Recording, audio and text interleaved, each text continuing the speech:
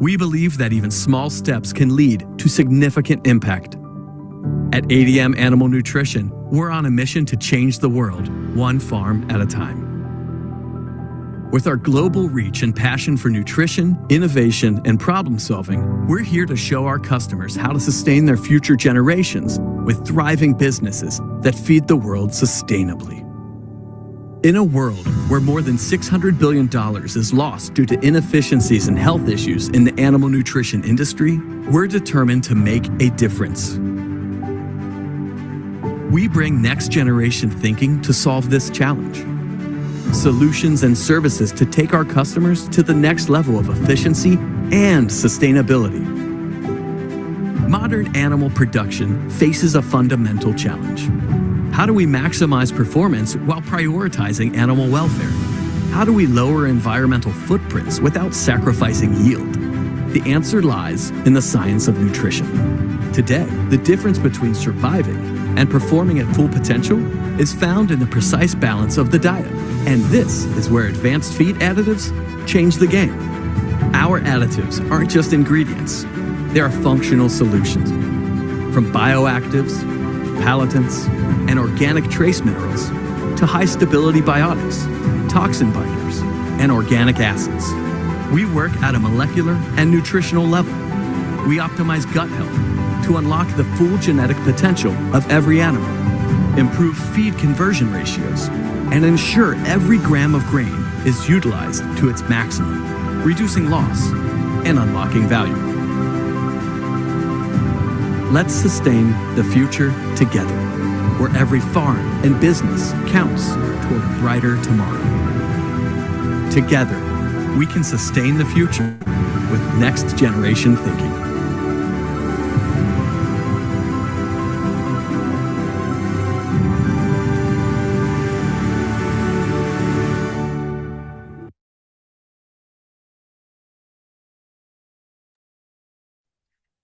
Yes, ADM endeavors to bring next generation thinking to animal nutrition today. Good day, everyone, and a very warm welcome to today's webinar with ADM.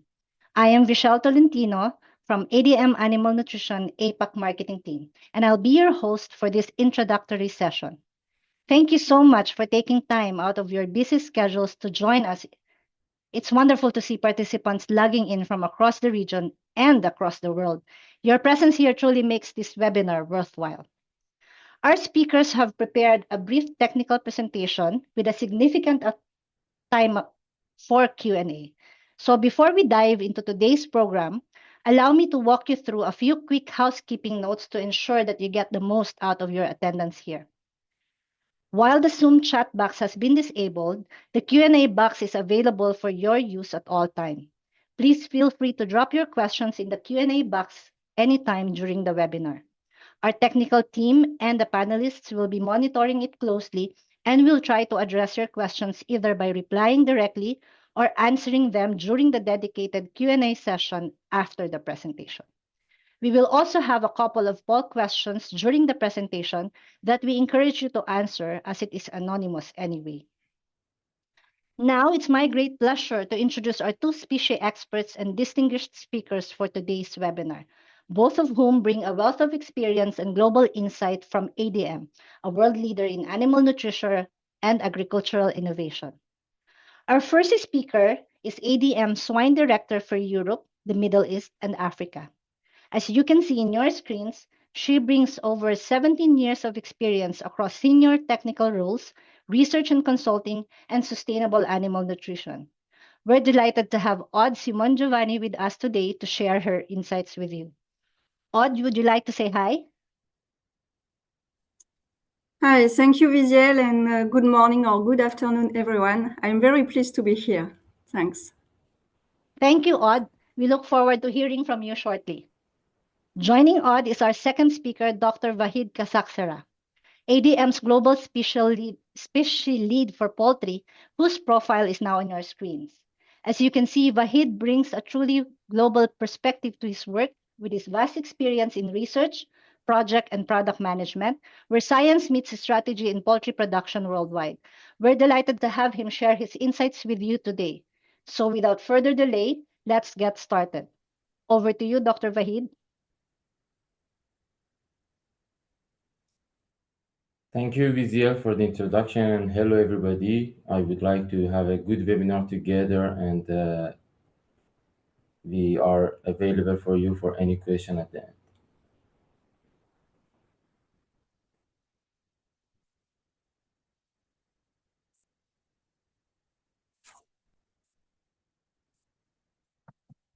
Today, we want to... Okay.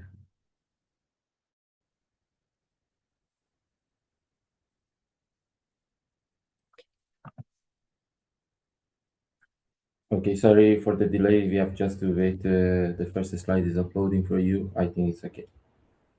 Today, we want to explore together the heat stress and discover how we can turn it from a challenge to a performance opportunity in poultry and swine. First, we talk about the heat stress incidence and importance. Then we will see how the animal reacts to this stress, and if these reactions are not enough and are not efficient, what will be the heat stress effects on animal. Thereafter, we assessed what practical services and which nutritional solutions can mitigate the heat stress effects on animal. And finally, we are pleased to hear if you have any questions. So let's explore the heat stress incidence, importance, and effects on animal. There is an extensive incidence time for heat stress in many regions, such as APAC, which usually moderate heat stress can increase the mortality to 10%, or even sometimes the whole flock may be lost in severe conditions. So daily gain, daily feed intake, and egg rate may decrease to 5 or 10% in poultry. In the same manner, fattening pigs under moderate heat stress can experience 5 points increase in FCR or 50 gram per day decrease in daily gain for each supplementary degree. And in the lactating sows, as you see, 5% decrease in average daily feed intake or 2 to 5% decrease in milk production. Consequently, it is estimated that the associated cost of heat stress could be at least 10 cents loss per live bird, or something around 3 to 7 dollar loss per pig, following 2 to 5 kilogram decrease in carcass weight. You know that there is a management book per strain, and if we respect each principle, for example, temperature, humidity, ventilation, stocking density, nutrition, and so on, according to what recommended by the handbook, therefore the animal will be under an optimal condition, which means that the animal is in its thermoneutral zone and there is no heat stress. However, if due to any reason the body gets outside of the thermoneutral zone, it means that animal is under heat stress, but initially poultry in this case try to maintain its body temperature around 41 degrees through several reactions. For example, decreases the feed intake and movement to decrease the heat increment, increases water intake to decrease dehydration and to increase the blood volume, increases heartbeats to increase the blood volume, spread wings and redirect the blood flow to the periphery of the body because the animal wants to increase the exchange and surfaces. But you know, the bird cannot sweat and so increases panting to lose the excess body heat. So in this condition, the bird is under heat stress. Before I go to the next slide, in fact, I would like to attract your attention to a quick poll.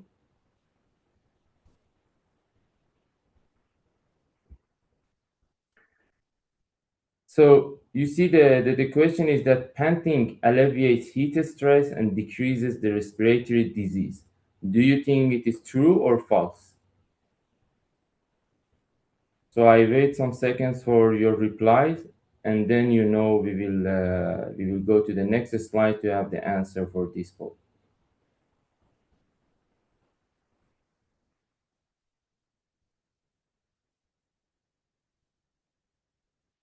I would be grateful if the host can share with me the I don't know. If I can have it somewhere. I will try to reach to your answers. Okay, I see that you are still answering. Okay, so it seems that around 60% of you, no, you are still answering. Okay, so I see that 70%, 75% says that it is true, and 43% says it is false. So let's continue and see that what is the correct answer. If finally all these efforts and reactions by body cannot overcome the heat stress, the impairing physiological effects will decrease the poultry performance and increase the mortality. For example, decreased feed intake will decrease the performance, increased water intake decreases the litter quality, and in fact provokes the decreased transit time, which will decrease the performance. Increased blood flow, which is redirected to the periphery of the body, impairs the blood supply to the intestinal lining and therefore inflames the gut. Following the inflammation, the nutrients absorption, that is decreased, and the performance is suppressed. Accelerated panting increases the bacterial and viral infection because the beak is most of the time open and the infection can easily enter and increase the mortality. So here you got the answer for the poll. Although the animal tried to alleviate the heat stress via panting, but panting is increasing the risk of respiratory disease.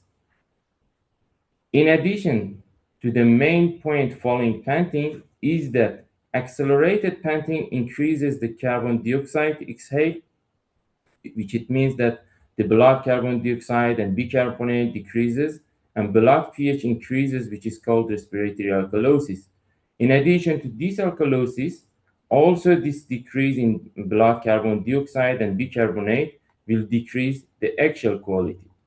Following the respiratory alkalosis, calcium carbonate will be eliminated via urine to restore the balance, which leads to electrolyte and osmosis imbalance. Thereafter, capacity of the cells to keep water decreases, and therefore water is excreted via urine, which dehydrates the body and decreases the performance. In addition, we should not forget that the heat stress is an oxidative stress, which increases the free radicals and in fact weaken the immunity system, and birds get more susceptible to bacterial and viral infections. Also, free radicals inflames the guts. Gut leakage is also imposed by heat stress, which imbalances the electrolytes and increases the risk of pathogen penetration and diseases. And there will be less enzyme secretion, leading to less nutrient absorption. And the last but not the least is that if accelerated panting cannot compensate, for sure the bird will be finally dead. Now I would like to give the floor to my colleague Aude to present to you how the pigs react to heat stress and what would be the effects on these species. Please, Aude. Thank you, Vaid. So here we will go to the swine species. Pigs are also very sensitive to heat stress, and especially because they have limited number of sweat glands, and also because they have thick subcutaneous fat, which hinder heat dissipation. So in case of heat stress, there will be some behavior changes to cope with this stress.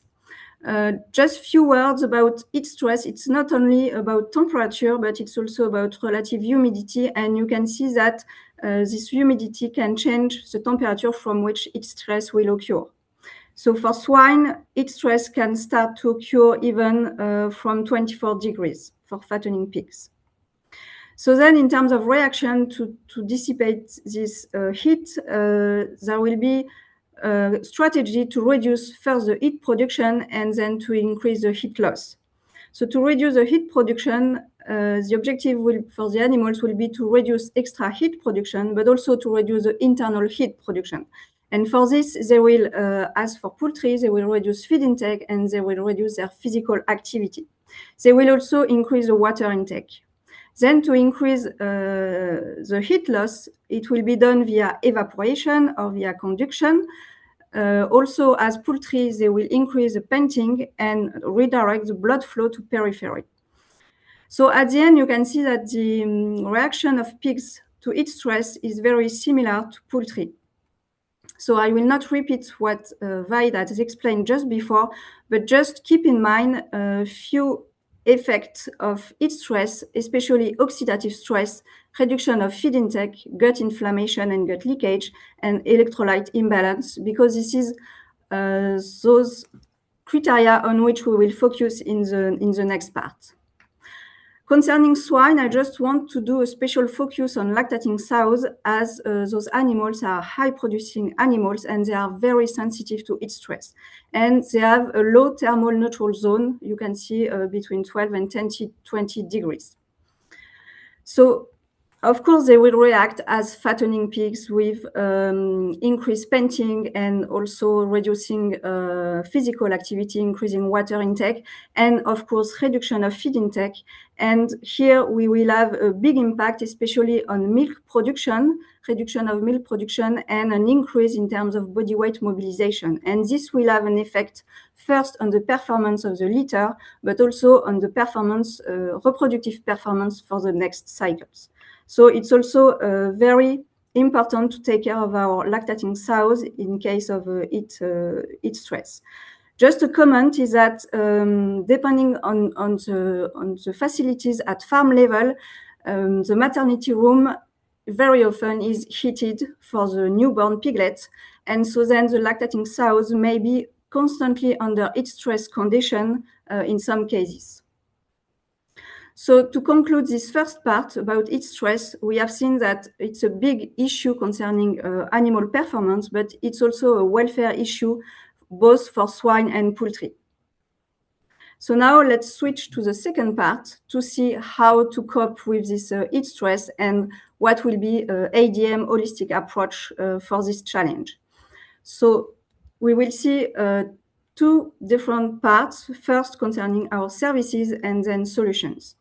Indeed, at ADM, we propose an holistic approach to cope with this heat stress challenge based on services and solutions.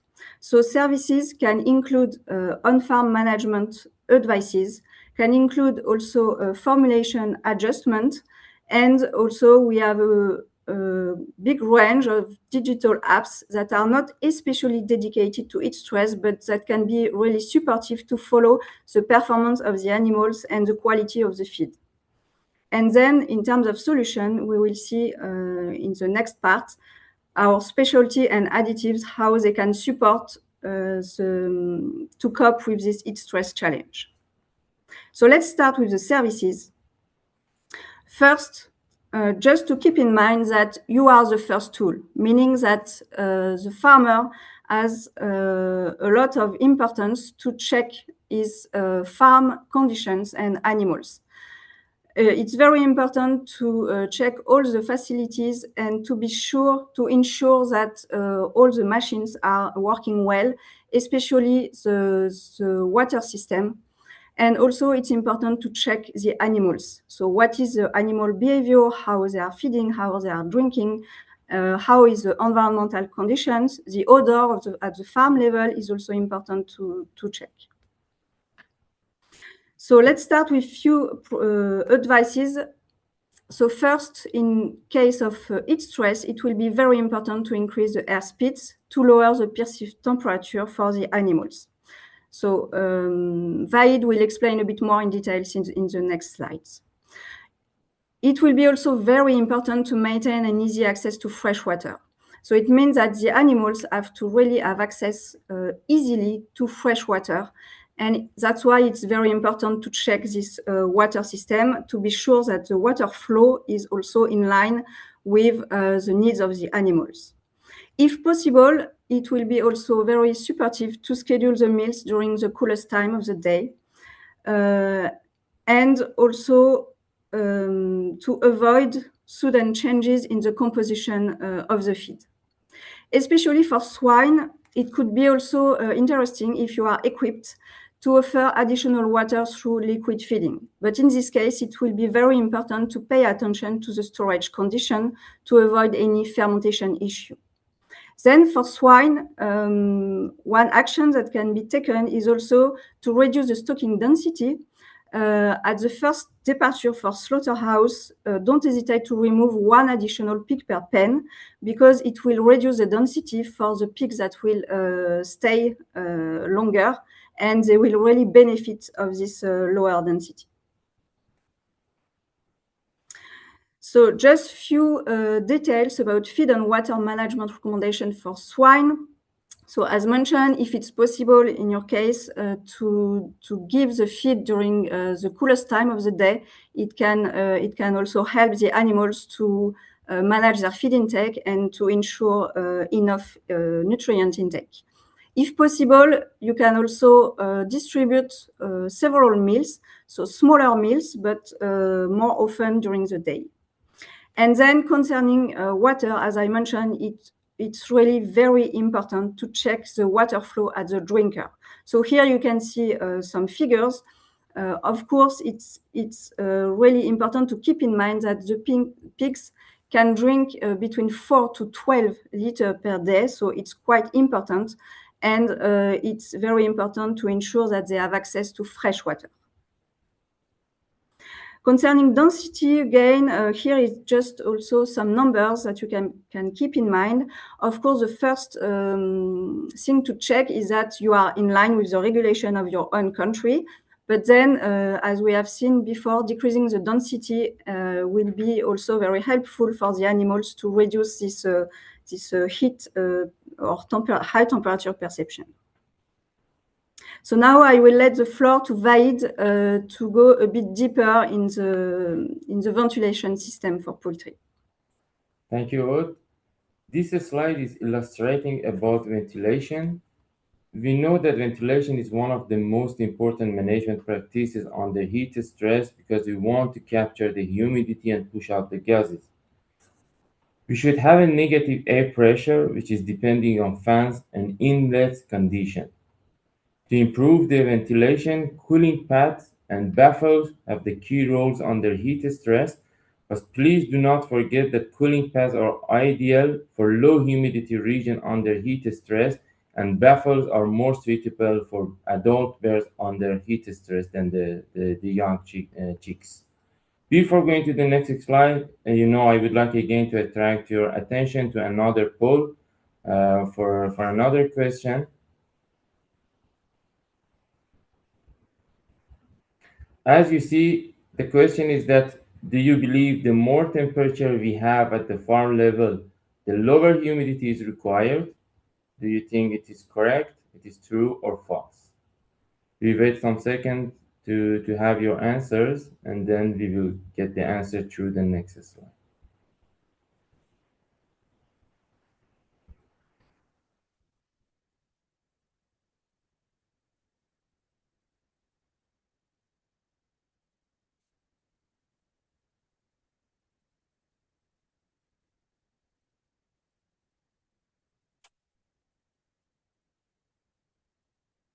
I would be grateful, yeah.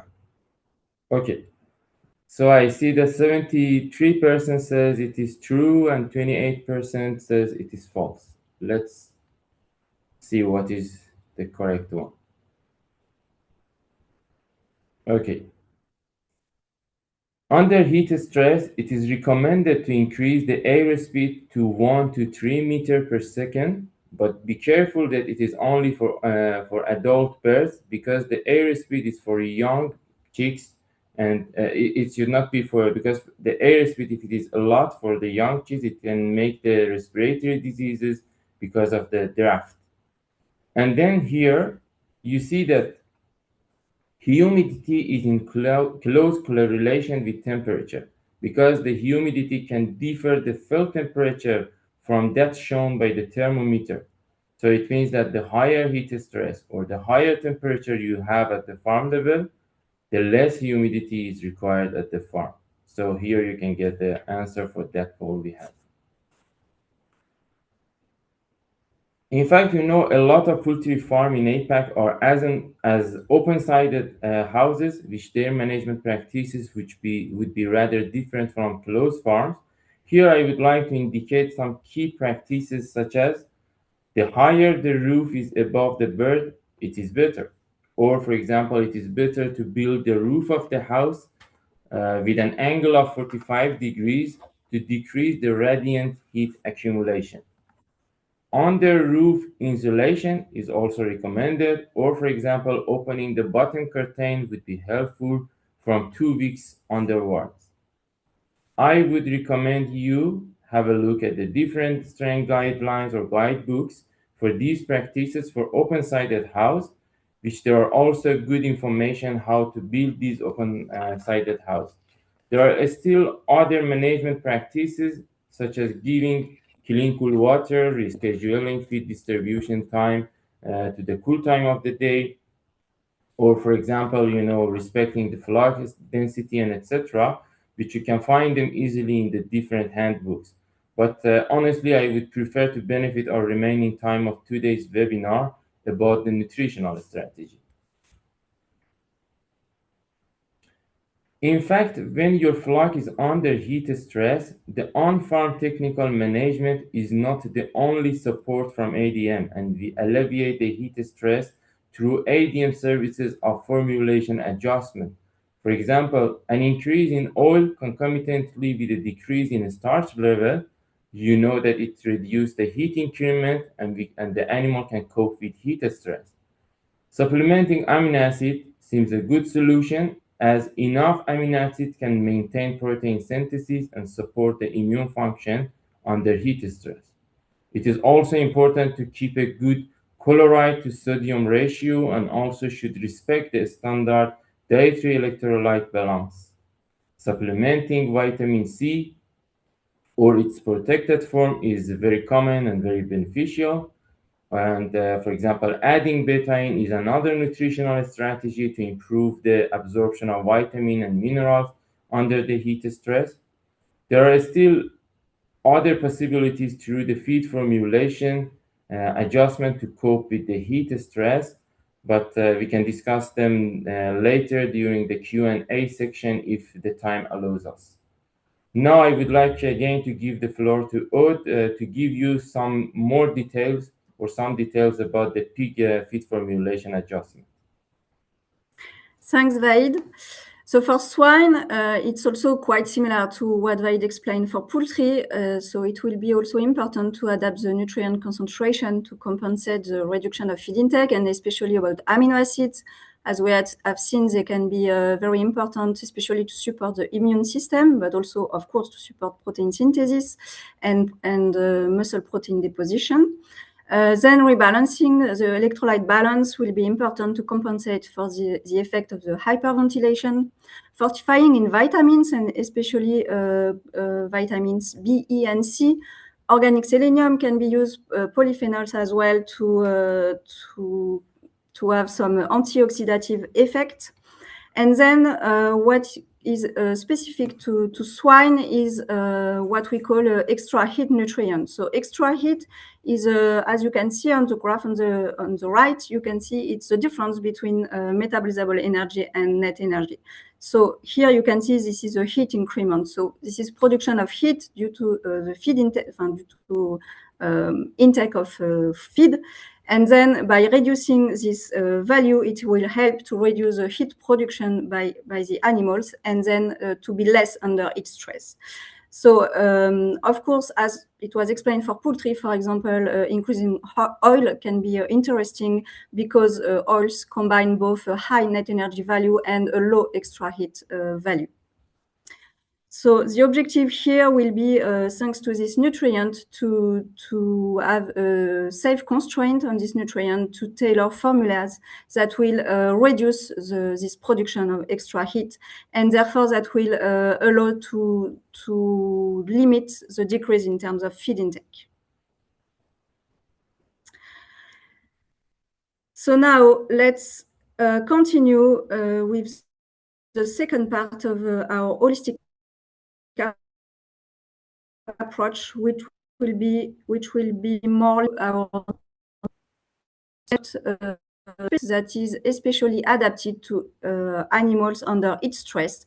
So this specialty is composed with different ingredients that have been selected for their synergistic effect. So you can see for swine, and also I mentioned that this is for the APAC region, this specialty is composed by different plant extracts, sweetener, electrolytes, and also glycinate zinc, so our Betraxim product.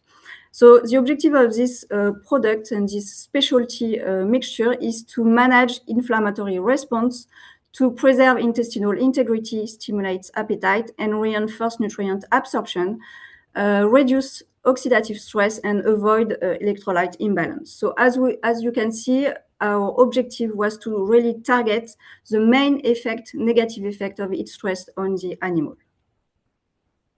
So here for swine, I will present to you a few trials to show you the effect of using this specialty product in the feed. So here I will focus on 3 trials that we have performed in our experimental facility in France. 1 trial also performed in the same facility for lactating sows, accompanied by 2 trials for lactating sows performed in Brazil and Vietnam. So here it means that we are under real heat stress, I would say, compared to our experimental station in France, where we have to induce the heat stress. So for example, for fattening pigs, as I mentioned, I will present to you 3 trials with 3 different kinds of heat stress. So the first trial, you have 2 periods of 15 days each of heat stress. So from day 35 to day 50, and then from day 61 to day 70, there will be temperature that has been raised until 32 degrees day and night. Then in the trial number 2, so again, this is for the full fattening period, but the heat stress period will be for the full period this time, for this trial from day 36 to slaughter, with 32 degrees during the day and 26 during the night. For the trial number 3, it will be more focusing on the finishing period, so from day 111 to slaughter, again 32 degrees during the day and 28 at night. So just to show you the results for the first trial, so for each trial we have compared only two groups. So first group is a control group with a conventional diet, and second group is animals are receiving the same diet supplemented with our specialty Fresh Up. So here you can see the results for the feed intake. So in blue you have the control group, and in red the Fresh Up group. And here the stars, they represent the genetic curve, so to have the theoretical feed intake that we are waiting from the animals. And here you can see the 2 heat stress periods, so period 1, period 2. So first, what we can see is that heat stress, as we explained at the beginning, will have an effect on feed intake with reduction of this feed intake during the heat stress period, and then a recovery.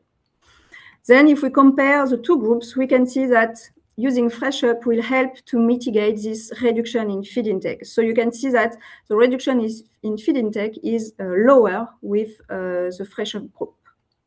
Second aspect is we have a better recovering also of this feed intake after the heat stress period. You can see that animals will recover quicker compared to the control group. Then if we have a look on the other performance criteria, you can see, so again, that there is a higher feed intake for Fresh Up group with 167 grams more of feed intake, which is transformed into 44 more grams per day of average daily gain, with no effect on the feed efficiency if we consider the feed conversion ratio that is standardized for fattening pigs. Then in this trial, we have sent all the animals at slaughterhouse at the same age, so here no difference. But the slaughter weight, here you can see plus 4.4 kilograms of body weight more for the animals that receive the Fresh Up specialty. And then it also has an effect on the carcass weight, with also more than 4 kilos of carcass weight more for the animals receiving Fresh Up. So you can see at the end that this specialty product, allows to mitigate a bit this reduction of feed intake that will be transformed into growth and protein deposition.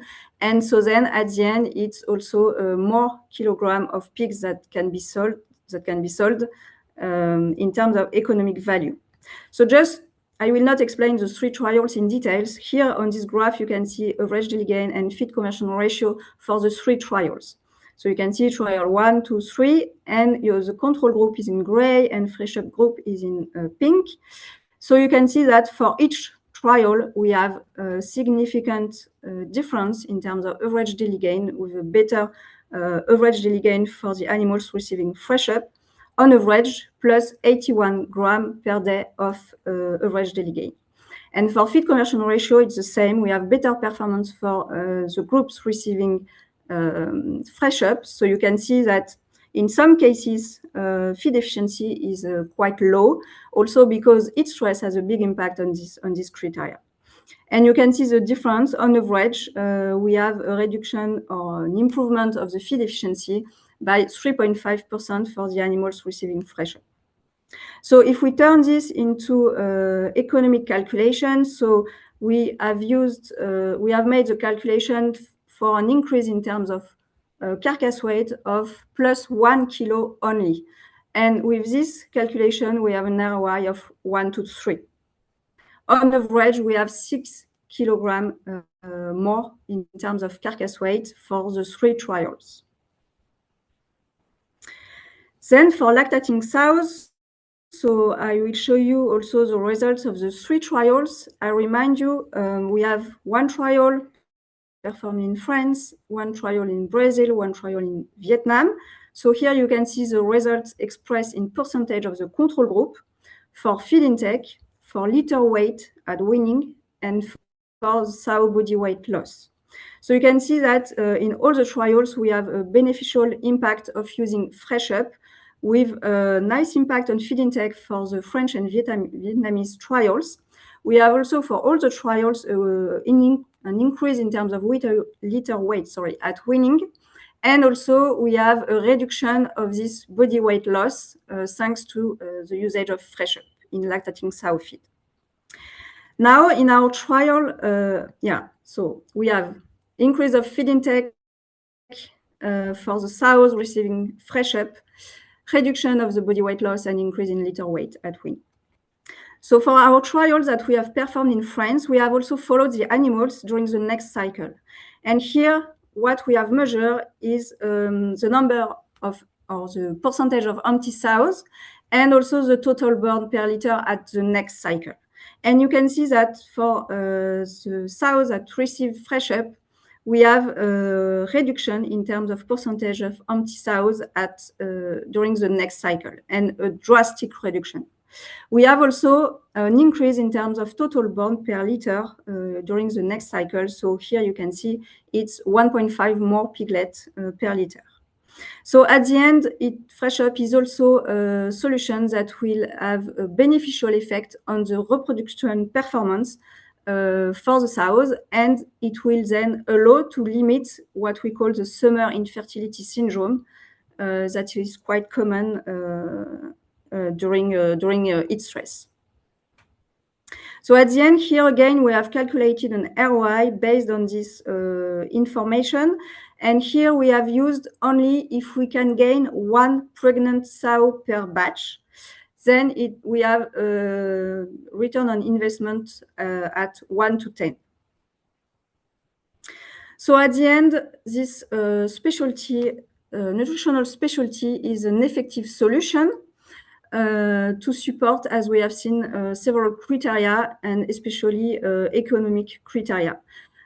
We have seen also that it's not only about the specialty itself, but it's also accompanied with action that we can take at farm level to accompany our animal to better cope with this heat stress challenge. Also accompanied with a feed formulation adjustment that will help, especially to reduce the heat increment. We have seen that this solution is a profitable solution with a nice ROI coefficient, 1 to 3 for fattening pigs and 1 to 10 for sows, minimum. I also want to mention that this specialty product is a multi-species specialty that can be also used in rabbit ruminant and also in poultry. And I will let Vaid explain the effect of this specialty in poultry. Okay, thank you, Aude. Fresh Up for poultry in APAC is composed of plant extract, betaine, vitamin, and electrolyte. As Aude she said, for SINE, for example, the great advantage of this specialty is that it is a good synergistic mixture of the effective ingredients with broad mode of action, like what mentioned before for swine. In addition, it also ensures the osmoregulation. There was a trial in France which slow-growing chickens of level rouge were reared under normal condition until day 35. Thereafter, they were kept in two groups under heat stress, one group as the control group without fresh up, while the other group was supplemented with fresh up. As you see, the results showed that the fresh up improved the growth rate and FCR, and also it stimulated the water consumption under heat stress. In another trial in France, the broiler chickens were reared under normal condition until day 17. Thereafter, we kept them in four groups under heat stress, one group as the control one without any supplementation, while the other groups, as you see, were supplemented respectively with fresh up, amino acids, and aspirin.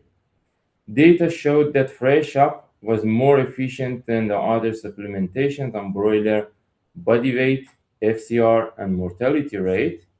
In consequence of these improvements in performance and mortality, Fresh Up illustrated an economic benefit for farmers. There was also a field trial in Vietnam on meat duck, which the birds were reared under the heat stress for 49 days, and they were fed the control group or Fresh Up supplemented diet. Following this supplementation, although FCR was not improved, but average daily feed intake was significantly increased and led a numerical increase in average daily gain that the final body weight was finally significantly better in fresh up supplemented ducks. That consequently provoked a profit in flock thanks to the application of the fresh up. Now I would like to make you more familiar with other ADM solution. PowerJet. We did a research trial in France using PowerJet to measure two key parameters, secretion of interleukin-8 and also transepithelial electrical resistance test. In fact, interleukin-8 is an inflammation marker and was measured to evaluate the response of stimulated intestinal cells to inflammation. And we observed that this solution provoked the lowest level of these interleukins. Following this trial, this solution decreased the secretion of interleukin-8, which means that inflammation was managed. TER test is an indicator of the intestinal integrity. The objective was to have the highest TER level to obtain a strong impermeability of the intestinal barrier, and our solution preserved the intestinal integrity very well in this trial. Next slide.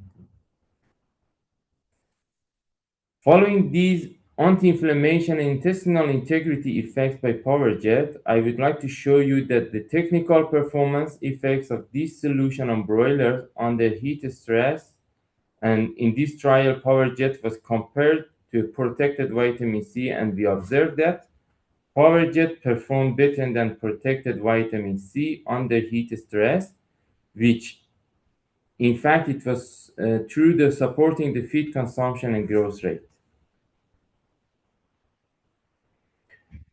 There is another trial on laying hens which two houses were fed a standard diet under heat stress, while the third group or the third house was supplemented with PowerJet under heat stress.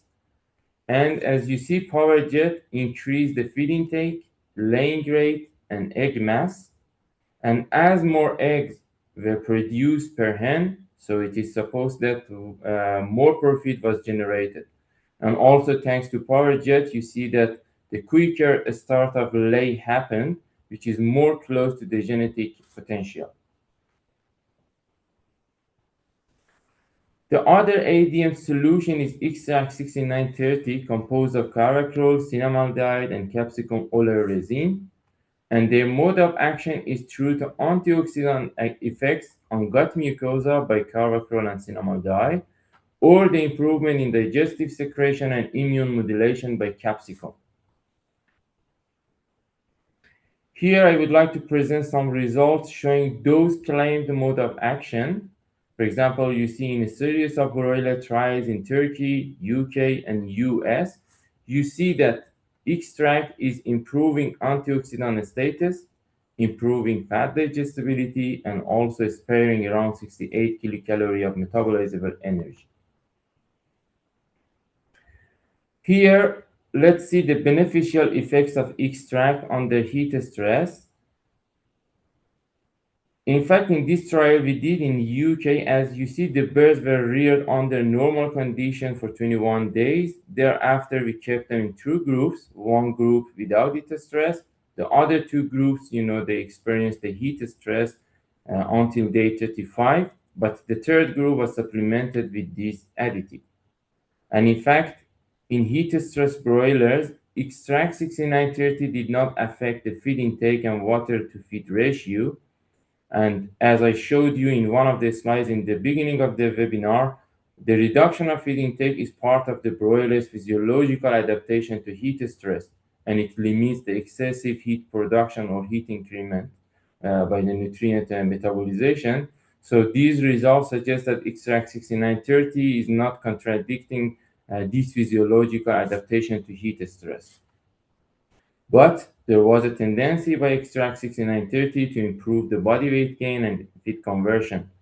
And the beneficial effects of extract on digestion, immune modulation, or oxidative status are converted into a better nutrient utilization and feed efficiency, which is leading to a greater body weight gain. So now let's take the home message at the end of this webinar, which I would like to say that, as you remember, considering the big loss we showed you under the heat stress for swine or poultry production, this stress remains a major economic challenge for poultry and swine, but ADM is offering solutions and services to turn this challenge into a performance opportunity.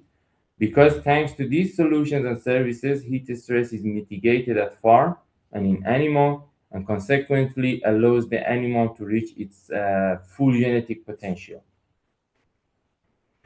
So, Odd and I really would appreciate your time and attention to this webinar, and I hope this could be helpful to enable you in mitigating the heat stress at your farm. And now we are, I think that around 30 minutes or sometimes maybe more to be at your service for the Q&A section if you have any question. But anyway, do not be hesitated to contact me or Odd after the webinar if there will be still some more questions. We are happy to answer you. And then I think that this is your time, Felicio and Ermin, as the panelists. I would like to give you the floor for the Q&A section, and let's go. Thank you. Yes, thank you, Bahid, and thank you, Odd, for very insightful presentations. For our audience, I am Ermin. I'm the technical manager for swine in APAC, and I will be your moderator for the Q&A. And on the background also is Fel Atienza, our technical manager for poultry in APAC, and managing some questions in the chat box. Okay, so I think that was a very good presentation. And before we move into the questions, I think it's important that we frame the reality, right? I think looking at some of the questions in the chat box, it seems like truth to be told that many countries in Asia, heat stress is not a seasonal issue. It's a structural constraint on our productivity. And I believe sometimes, okay, heat stress is often underestimated, and it doesn't always look dramatic, especially for moderate heat stress. Okay, so starting with the first question, okay, related to that moderate heat stress, or I would say challenges in tropical area. Okay, this is a question for Bahit. Okay, in the tropical area, the climate challenge was so high, especially on settings house management. Uh, in his country or her country, many farmers still have an open house, and we have very serious high temperature at noon with high humidity at night also in some of the area. The traditional and the cheap ways of several of our farmers was to give baking soda or probably sodium bicarbonate via drinking water with different dose based on the heat stress severity and days of age. So the question is still correlate or can, or I would say sodium bicarbonate addition can reduce the heat stress from drinking water management ways. If not, if that's not to consider, do you have any recommendation on drinking water programs? So, Bahid. Okay. Yeah, thanks for the question. On the one side, I would like to answer to this question about the heat stress, but on the other side, I would like to clarify some principles, for the rearing the animal, because I see that they're talking about the first days of age and so on. First, forget, for example, the heat stress. As you're talking about the days of age, first of all, I would recommend you not to forget to start the early nutrition. For example, the first day you are receiving the animal, we have some, nutritional strategies such as for example, the sugar, filled the gels, or for example, amino acid, filled and so on, such nutrients as the gels. Or we have the L-carnitine, we have, for example, the vitamin B solutions, and we say that we should cover the floor. At least 80% of the floor should be covered with the feed, and the water should be provided, fresh water for the animal. This is about the early nutrition, because it is in close correlation with all the problems we will have later, at the farm. And one of them could be the heat stress. So here, if you're talking about the first days, I would recommend you to have a complete complex of the nutritional strategy, as I mentioned before, to have a better chicken quality, to be able to combat with a lot of challenges, such as, for example, the heat stress. And then thereafter, you're asking about the water or feed, or what we can, add to the water or feed for the heat stress. If anytime, not only for heat stress, for any challenges, you have any solution, first of all, we try it through the feed. But if you are, for any challenges such as the heat stress, you are in a severe condition, I would recommend you to go for the water solutions, because, to be honest, it is more rapid and quicker than the feed, effects. So this is the difference, to understand why, for example, sometimes, the technical guides, they recommend you to go on this water solution or on the feed solution, because in a very, quick challenges, quick, sudden, and happen challenges, and for example, severe heat stress, why not? The vitamin C and so on through the water could be the good ones. And then heat stress and water. So as I said, it seems that one of the best and cheapest one through the water could be the vitamin C. So I think that, because for me, and yeah, I see that they're talking about the sodium bicarbonate. So yeah, it is not sodium bicarbonate. Yeah, for sure. Yeah. If any, as I said, the solution you can add through the water, vitamin C or the other ones, it could be a good solution for the heat stress. Yeah. Thank you, Bahid. I think we need to continue on this one, Dr. Bahid. Okay. So another question for you is that uh, from DRH. Okay. So good afternoon, sir. Thank you for your presentation. Could you share your perspective on the relationship between heat stress and gut health? Okay. So heat stress and gut health, particularly regarding intestinal permeability and microbiota imbalance. Yeah. I think that in one of the slides, very well, we were showing that, the animal, in fact, it is like a dynamic machine, and we cannot say it is only the gut health or the microbiota, or for example the immunity. It's a complex of everything. They are involved together. And I would like to say that again, for any challenges such as the heat stress, you should consider that the animal, to combat with that challenge, they have three ways. It would be a good immunity, it would be a good gut health, and it would be the good microflora. So if you can provide such a good, three aspects for the animal to improve the immunity, for example, as I was showing you by some of our additives or fresh up, we could show you that we have a better gut health, we have a better, in fact, the other one, immunity. And then for sure, the gut microbiota could be one of the good ones. But I do not accept or reject that the gut microbiota is not for sure. As much as better the gut microbiota you will have, then following that you will have a better gut health, and for sure the immunity, and then you can combat with the heat stress. So for me, they are in the relation together, and we should respect the three aspects of immunity, gut microbiota, and gut health. Yeah, thank you, Vahid. So it's very important that understanding that once the animal is under heat stress, leaky gut, or I would say gut intestinal permeability and microbiota would be affected. Okay. Yeah. So I think the next question we go to swine for Odd. Okay. For fresh up solution, I think this is part of your presentation. All four products, plant extract, sweetener, electrolytes, and Vitoxim, are required to be used to be truly effective or not. So, yeah. Thanks for the question. Maybe one comment before entering into this detail is that at the end, there is not one solution that will solve 100% of the issue. So it's very important to keep in mind that the approach proposed by ADM is really this holistic approach that we have presented.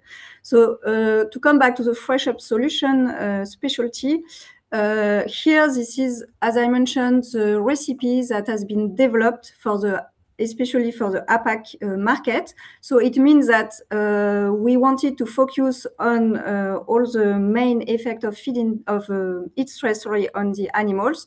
So targeting feed intake issue, but also targeting inflammation, oxidative stress, electrolyte imbalance. And so that's why we came out with this recipe, but we have also to take into account that depending on the country, the regulation can be also different. So it's also important to adapt this solution depending on your own context.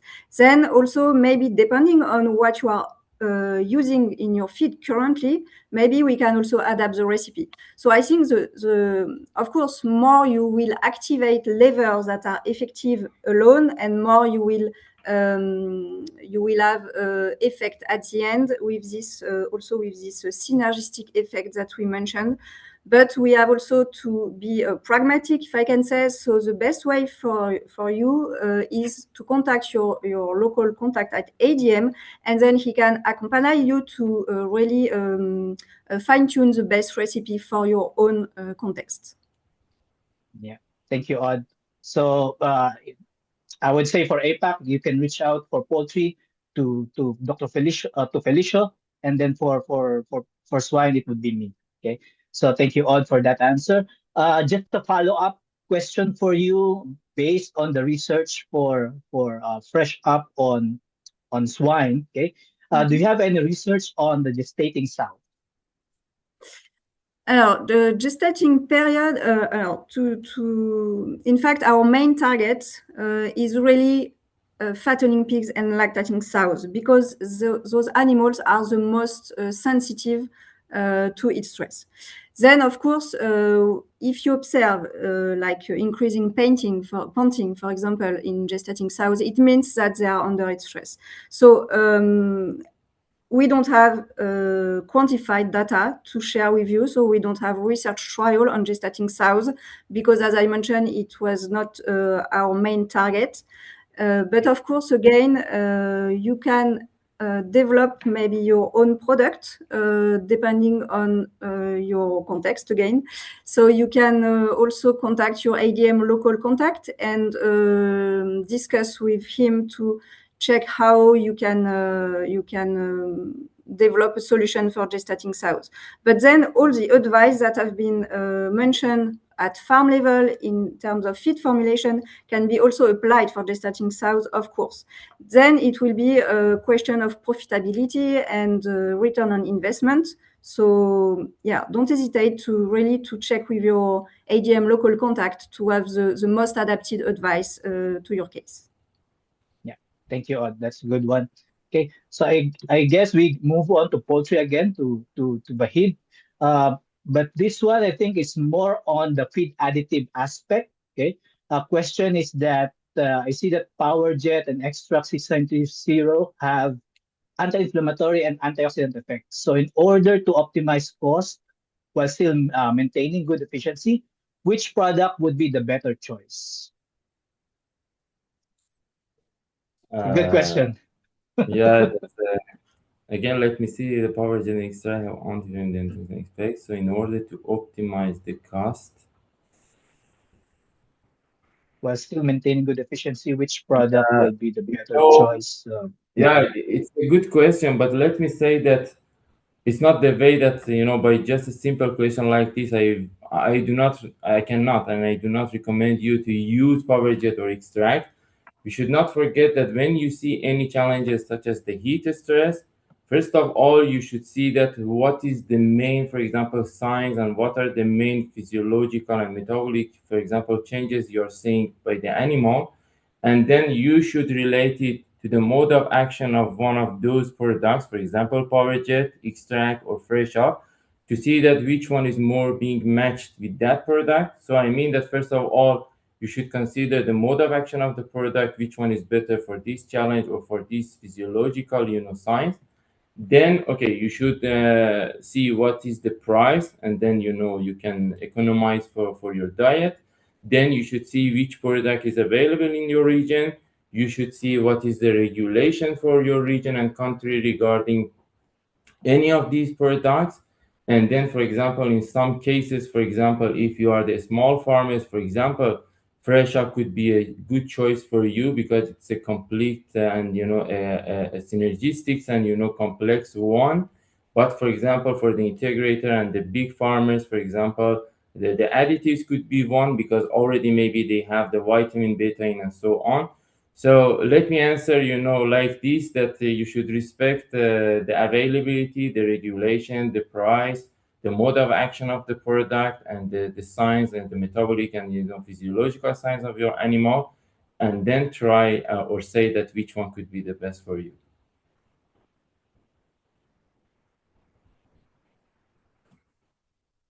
I cannot hear you, Ermin.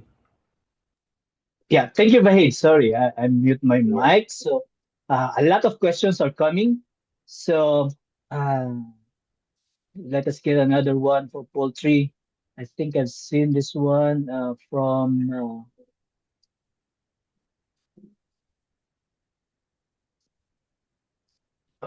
what's that? Yeah. So I think this one is um, for poultry again. Okay.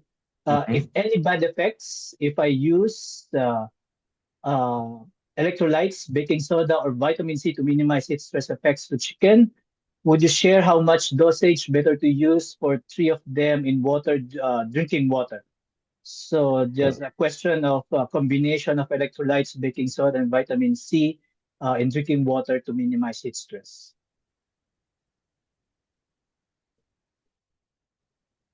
Could you just refer me to which question you're reading, just to get sure I'm Question understanding very well, because sometimes I have some notification. about electrolytes, baking soda, and vitamin C to minimize heat stress effects to chicken. Would you Or share how if much you dosage? Yeah. you see the question? Where is it? Oh, I have notification. Where is it? If any bad effects if I use the electrolyte baking soda on vitamin C to minimize the heat stress. If I use electrolyte baking soda, would you share how much dosage better to use for trial? Okay. If I understand well, they would like to know the best dosage for electrolytes and for vitamin C Vitamin and C. sodium bicarbonate. Yeah. Yeah. Yes. Okay. So for in fact, for vitamin C, if I remember well from one of the most for vitamins, I think that for vitamin C, it is recommended something between 120 milligram, mainly 20 ppm, per kilogram of the diet under the heat stress. This is the recommended under the heat stress for vitamin C. But again, it finally depends on the form of vitamin C. It is, protected or not protected, and then we should respect the supplier what they are recommending, but generally 200 ppm is recommended. And then for sodium bicarbonate, uh, let me say that when you are under the heat stress, I would recommend you to much more use the sodium bicarbonate and reduce the salt, because it is more important to have a good ratio of the color and sodium. For me, in maximum, you should not reach more than 1.2, for example, as the ratio of color to sodium. So it will happen if you reduce the salt, because indirectly you are reducing the chloride. And then if you are increasing the sodium bicarbonate, you are increasing the sodium level. But in some cases, for example, you can use the potassium, the potassium chloride, or for example, sometimes I see that they are using the ammonium chloride. That these ones, they are not very good, because you are increasing the level of the chloride. Or for example, ammonium chloride, there is a risk of the increasing, the water in the litter and coccidiosis. So I would rather, suggest to reduce the salt and increase the sodium bicarbonate. Maybe for sodium bicarbonate, something around half of the 500, if I remember well, could be something good. And then, for the other one, I think that it was vitamin C, sodium bicarbonate. I don't know. What was the other one? Vitamin C, sodium bicarbonate. Vitamin C, sodium bicarbonate, and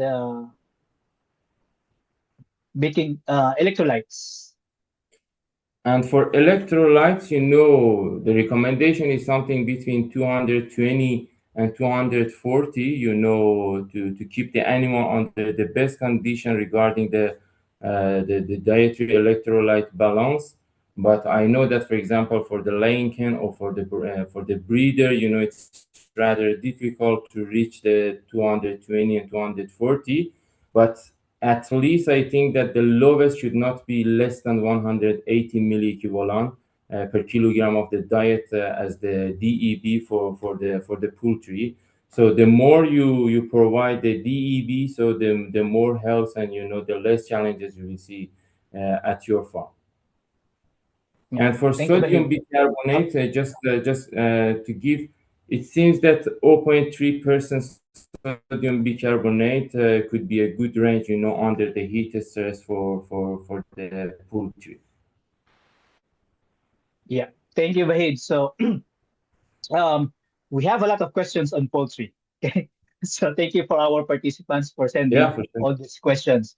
Okay. So next question for poultry would be uh, spraying, also related with water. Okay. So spraying lightly with water for older chicken can effectively or at least minimize the heat stress in the chicken. So spraying water, Good probably. question. Yeah, it's a good question. As I was showing, in one of the slides, if the chicken, you mean the young chicken, for example, during the starter and grower phase, so if it is really needed to add the water, because anyway, as the animal is under the heat stress and dehydration, sometimes we recommend to increase the humidity to decrease the dehydration of the animal. But please be careful not to, for the young animals, be careful not to spray the water on the head of, on top of the animals, because it can increase some respiratory diseases and so on, such as the influenza or, for example, bronchitis.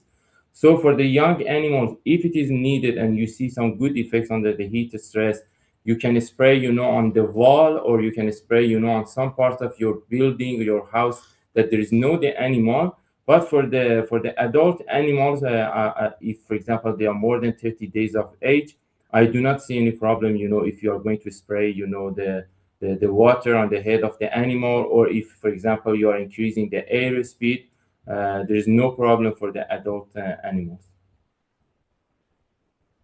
Thank you, Vahid. So talking about spraying water in the chicken, maybe I can ask any insights for swine on sprinkling water. Yeah. Yeah, thanks, Hermine. So for swine, yeah, it can be also effective to reduce the temperature, but you have really to be careful about the humidity, because spraying water can also increase the humidity. So it's really dependent on the country and the weather, of course, especially for example, for lactating sows, it can be, but also for fattening pigs, it can be really helpful to have some water spraying. But yeah, just be careful about current humidity before adding more water in the environment. Yeah. Thank you, Odd. So uh, another questions that we have here, again, this is for poultry. Okay. From Jason. Insulating the roof properly was mentioned. Have you seen broiler farms, or probably also for swine, but let's start with the broiler, that incorporated solar panels to not just generate clean power, but also serve as very good roof insulator, where the economical analysis made. So insulating the roof using solar panels, is it a common practice in Europe for poultry? To be honest, I have heard some farmers, they are installing, for example, such devices for the clean power, and on the other side, to provide the energy and so on. I have heard about that, but personally I have never had the opportunity to see physically. And to be honest, for me, I have not yet studied any studies with the statistical analysis that they have measured. For sure, when you have the solar on the top, for example, there is a space between that solar and the roof, and maybe because of the radiant, radiant or convection or conduction, the other systems that the heat can transfer from the solid one to the other solid one, maybe it can have some effects to reduce the temperature under the roof. But honestly, I have not studied some data, and I cannot say you that statistically it is significant, yes or not. But theoretically, somehow the temperature. Yeah. Thank you, Vahid. How about in swine? Or is it common that you see in Europe to have solar panels to reduce the um, heat in the houses? Well, I would say as for Vaida, I have not experienced so many such facilities. So I think it can be beneficial, but again, we have to do the calculation and yeah, to see if it's. I mean, theoretically speaking, it can be an effective solution as well. But yeah, we have to make the calculation correctly, also depending maybe on the where it is located and yeah. Yeah. So I think questions are still coming. So maybe this one, at what time? This is for poultry again. At what time should we treat the bird with anti-heat stress product, considering effectiveness of the product before the take effect to the birds? So, Vahid, I think maybe you could probably discuss a little bit more on how energy is distributed in the body under heat stress in poultry, and then I think we can link this one to the use of the heat stress product. Yeah, you need to talk about a little about the energy loss or something Energy. like that. Yeah. So Yeah. I think that in the annex, I think that we should have some slide. Could you share, please? Sure. So I hope that I have not forgotten this one in this the one, annex. but Yeah. energy. Could you share, please? Yeah. And if I can see.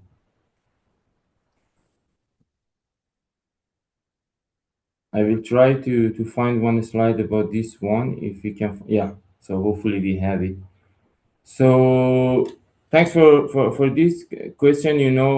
In fact, we believe that when there is a heat stress, we have some loss of energy, and this is one of the reasons we will have the lower performance in animal. So here I have a simple example for you. For example, you see that at the 21 degrees, we can say that there is no heat stress. If we consider that 3000 kilocal energy is being provided per kilogram of the diet, and then the animal by average, if we consider, is using, for example, 100 gram of diet per day, so it is supposed 300 kilocalorie per day is provided for the animal. And then it is supposed that in the second line I'm writing 30% for maintenance, and then 65% for growth and heat increments. So it means that around 105 kilocalorie of energy is for maintenance and 195 for growth and the heat increment. But if the animal is going under the moderate heat stress, I'm highlighting in red, you see that in average, for example, 10% if we expect or suppose as the decrease in the feed intake, you see that instead of 300 kilocalorie, we are reaching 270 kilocalorie per day. So it means that already 3 kilocalorie is being reduced. And then from these 270, you see that again 35% for maintenance. But for those part that we had the 65% for growth and heat increment, now some parts of this 65% is being used for thermoregulation. So it means that already animal is missing some parts of the energy to be able, to control the temperature inside the body. And then as I was calculating in the third line, in the second paragraph, you see that 95 kilocalorie for maintenance, 150 for growth, heat increment, and 25 for thermoregulation. But again, from those 95, I'm coming back to 150 because I believe that the maintenance is not being changed. So this is why, from 95, I'm correcting as the 105, for the maintenance energy is needed. And then finally, when you divide, for example, 140 for growth by the initial data, 195 for growth, you see that already 70% is being kept.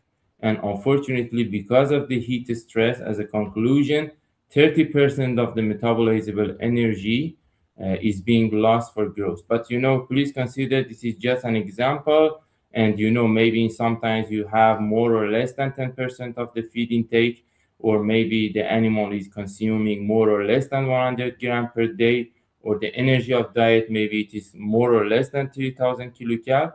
But anyway, it is clear that the concept is that when you are under the heat stress, the energy is being lost, and for sure the performance would be affected.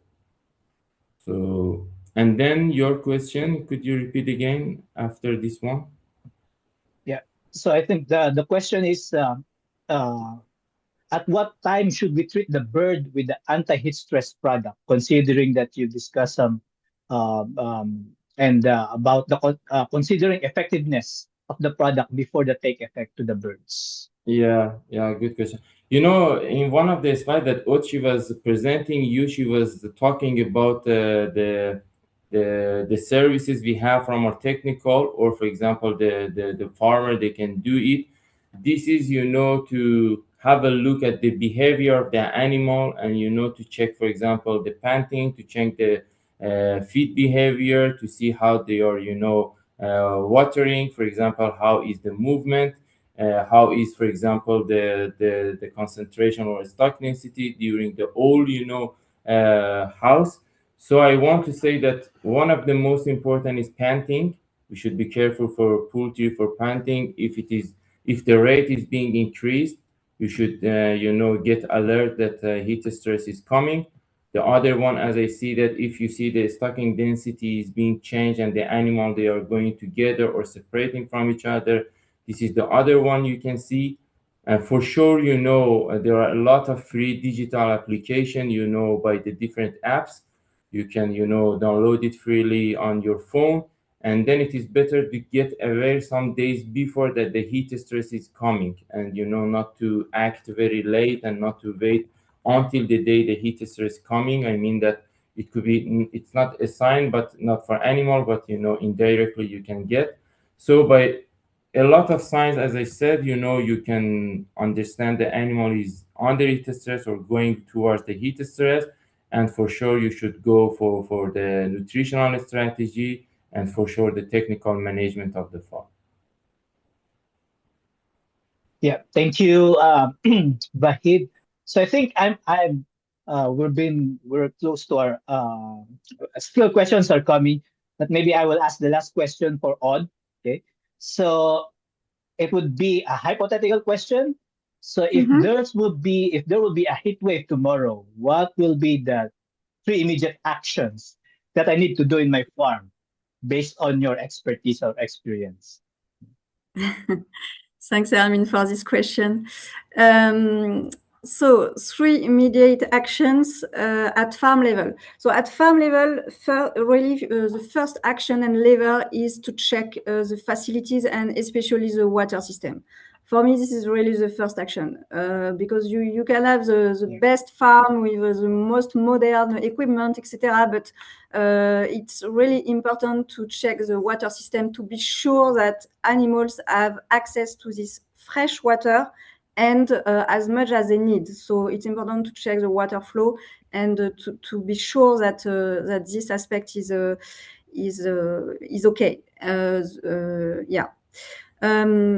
Secondly, I would say that a quick action that can be done using this fresh up specialty can be very quick because you don't need to change anything in your feed. You can just add it on top. So it can be also a quick action.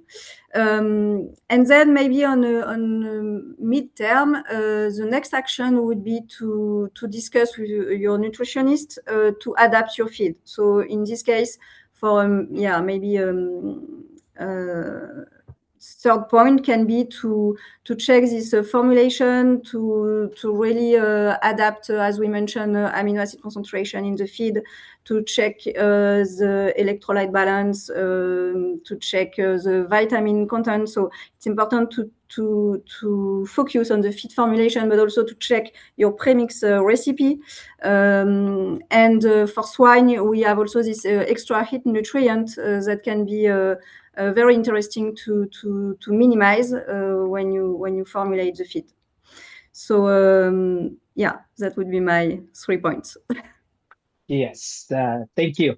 So I guess what we can summarize in this webinar is that heat stress is not just an environmental challenge, but also a performance and, of course, for the farmer, a profitability challenge. Okay, so I think the farms that win under heat stress will not be the ones that actually react on heat stress.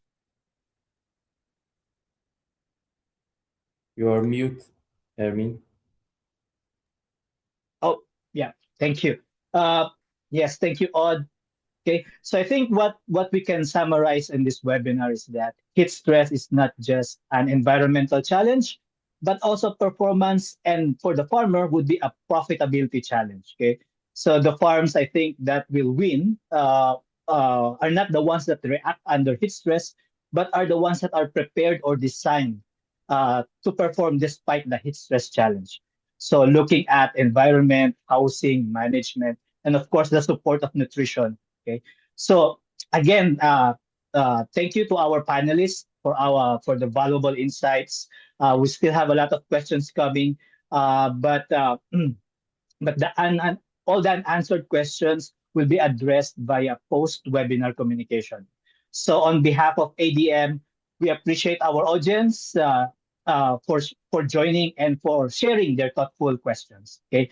So today's session is being recorded, and a copy along with the presentation slides will be shared with all the registered participants after the event.